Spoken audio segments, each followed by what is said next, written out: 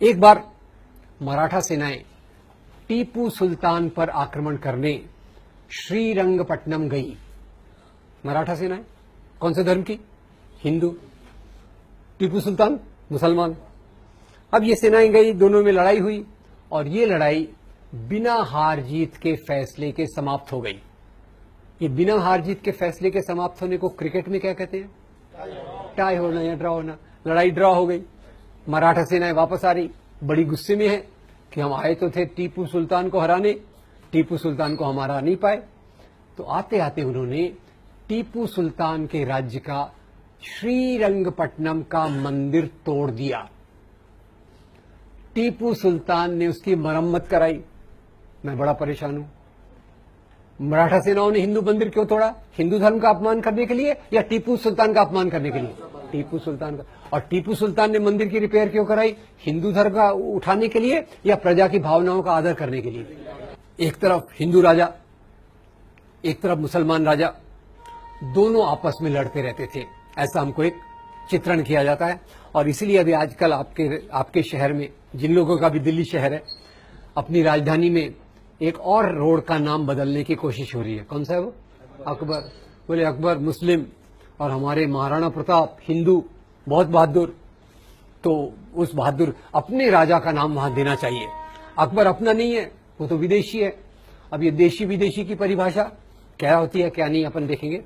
तो यहां अपन चलते हैं, एक तरफ अकबर है, एक तरफ राणा प्रताप। और अकबर और राणा प्रताप की लड़ाई हुई थी हल्दी घाटी के मैदान में।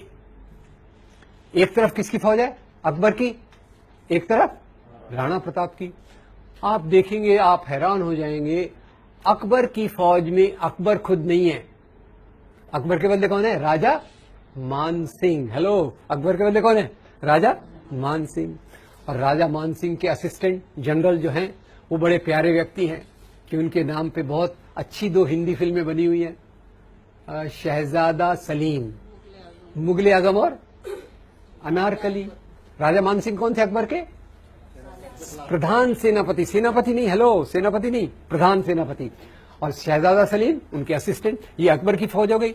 और राणा प्रताप की फौज में उनके जो सबसे बड़े विश्वस्त थे, उनका नाम था हकीम खान सूर। दोनों तरफ हिंदू, दोनों तरफ हिंदू, दोनों तरफ मुसलमान। तो ये हिंदू मुसलमान की लड़ाई है या 2 राजाओं की लड़ाई है? ये लड़ाई धर्म के लिए है कि सत्ता के लिए? तो जरा अपने प्रधानमंत्री जी को बता दीजिएगा। वो ऐसी उल्टी सीधी क्या फिलॉसफी चल रही, इतनी सरल चीजें हैं और ये लोग समझने से इनकार कर रहे हैं। और यही प्रधानमंत्री जी का नाम आया तो थोड़ा और बता दूं, बुरा मत मानिएगा, उनको बताना मत मेरे बारे में। खैर, अपने प्रधानमंत्री जी आए बंबई, हमारे चुनाव के लिए वोट लेने थे। तो आपको पता है हमारे महाराष्ट्र बंबई में एक राजा बहुत पॉपुलर है।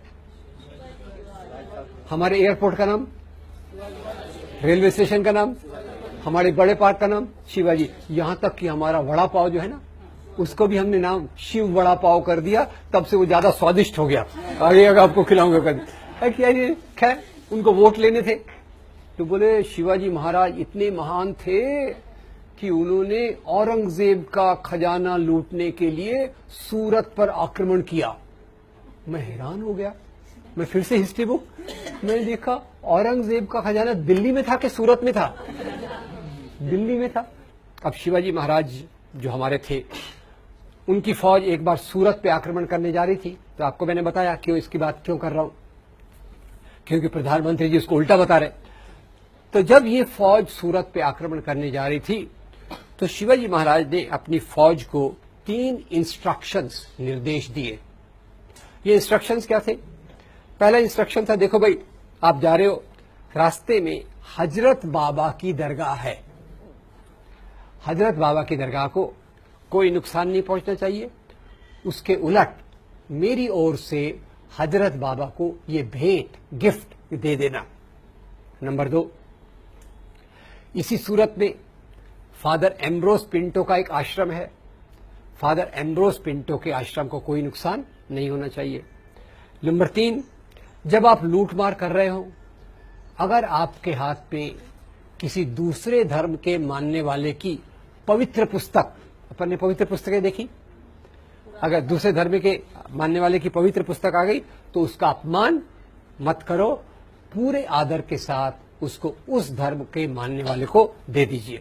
तो ये हमारे शिवाजी महाराज, और यही शिवाजी महाराज जिनको आज हिंदू धर्म के नाम पे उछाला जाता है। आपको बता दूं, शिवाजी महाराज की फौज में 12 सेनापति थे जो मुसलमान थे। तो धर्मस्थल क्यों तोड़े गए? धर्म के लिए या सत्ता संपत्ति के लिए? राजाओं में झगड़े क्यों होते थे? धर्म के लिए, सत्ता संपत्ति के लिए? ये कितनी बेसिक बात है, पर इसके ऊपर हमारा कंफ्यूजन कितना होता है, इसको आप देखिए। और जैसे मैंने शिवाजी के बारे में बात की, अकबर के बारे में बात की, ये एक उदाहरण है। टीपू सुल्तान के बारे में भी अगर आप देखेंगे तो टीपू सुल्तान दक्षिण का एक बड़ा राजा था। वास्तव में by the way, Tipu Sultan Bharat का एक ही राजा है जो अंग्रेजों के खिलाफ लड़ाई करते हुए मारा गया, और कोई राजा नहीं मारा गया। क्रांति तो खैर 1857 की देखी, पर उसने अंग्रेजों के खिलाफ लड़ाई की, हिम्मत से की। नंबर 2, टीपू सुल्तान का जो सचिव था वजीर आलम और जो उसका कमांडर इन चीफ, दोनों हिंदू थे। तो इसमें हिंदू मुसलमान का मामला कि हिंदू अच्छे मुसलमान खराब, मुसलमान खराब मुसलमान अच्छे हिंदू खराब, ये जो देखने का तरीका है, इससे हमारे दिमाग में एक जहर फैल जाता है। तीसरी बात मैं एक पूछना चाहता हूं, मान लो, अब ये हाइपोथेटिकल ये बस सच नहीं है, मान लो औरंगजेब ने हिंदुओं पे कोई अत्याचार किए, तो उसका बदला आज के मुसलमानों से लेना चाहिए क्या? इतिहास की बातों का बदला आज ले सकते हैं क्या? चलिए यहां पे एक मजेदार आपको एक बात बता देता हूं।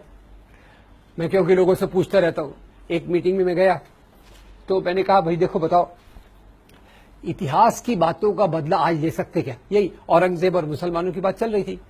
तो एक दोस्त खड़े हो गए, छाती को 3 इंच बाहर फुलाया, बोले इतिहास की बातों को बदला ले सकते क्या? हम लेंगे।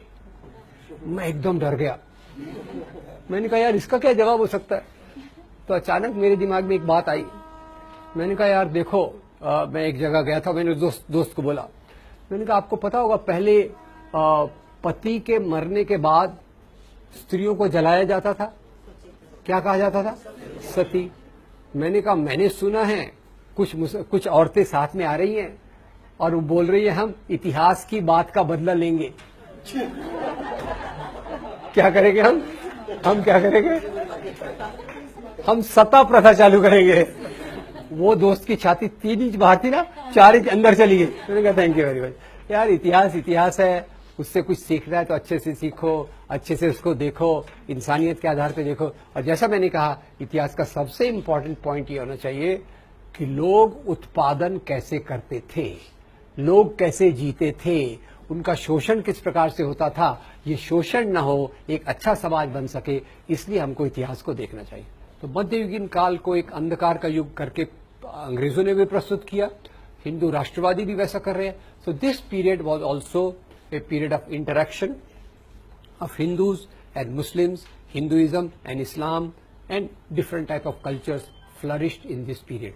So this medieval period, the first point we must know that this was not a period of nation state.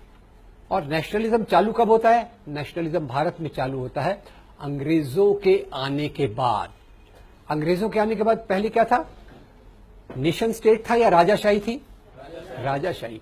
तो राजाशाही, और उसके पहले भी अब जाके देखेंगे क्या क्या था। So this whole debate which is going on today is a totally on the false ground. Nation state is a modern phenomenon